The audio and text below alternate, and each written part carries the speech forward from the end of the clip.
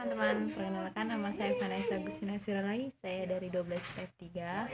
Di sini saya akan menjelaskan materi ekonomi. Selamat datang di materi dasar akuntansi.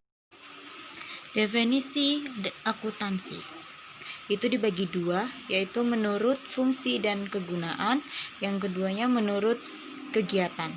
Kalau menurut fungsi dan kegunaan, akuntansi merupakan aktivitas jasa yang berfungsi memberikan informasi kuantitatif mengenai kesekutuan ekonomi, terutama yang bersifat keuangan yang bermanfaat dalam mengambil keputusan. Menurut kegiatan, akuntansi adalah seni mencatat, mengklasifikasi dan menghisarkan transaksi-transaksi atau kejadian sekurang-kurang atau sebagian bersifat keuangan dengan cara menginterpretasi hasil-hasilnya.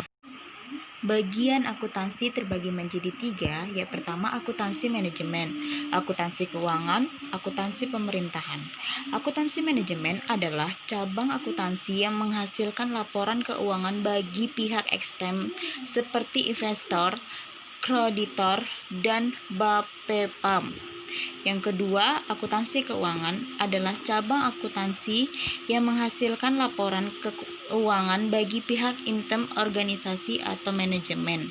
Yang ketiga, akuntansi pemerintahan adalah cabang akuntansi yang memproses transaksi-transaksi keuangan pemerintah yang menghasilkan laporan keuangan sebagai bentuk pertanggungjawaban pelaksanaan APBN atau APBD kepada rakyat melalui lembaga legislatif serta kepentingan pihak-pihak yang terkait.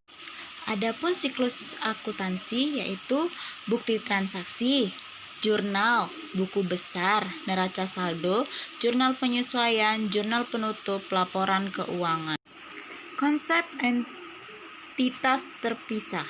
Maksudnya perusahaan dianggap terpisah dengan pemiliknya.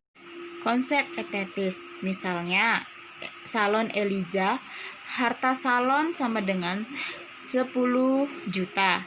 Kepentingan Eliza sama dengan 10 juta. Maka akan dicatat harta 10 juta sama dengan kepentingan pemilikan 10 juta. Adapun persamaan akuntansi, yaitu aktiva sama dengan hutang tambah modal. Unsur persamaan akuntansi. Aktiva, harta yang dimiliki perusahaan yang merupakan sumber ekonomi. Contohnya, kas, piutang, gedung, dan sebagainya. Yang kedua, hutang, kewajiban yang menjadi beban perusahaan. Contohnya, hutang pembelian kredit. Yang ketiga, modal, hak atau klaim pemilik atas aktiva perusahaan. Contohnya, setoran modal oleh pemilik.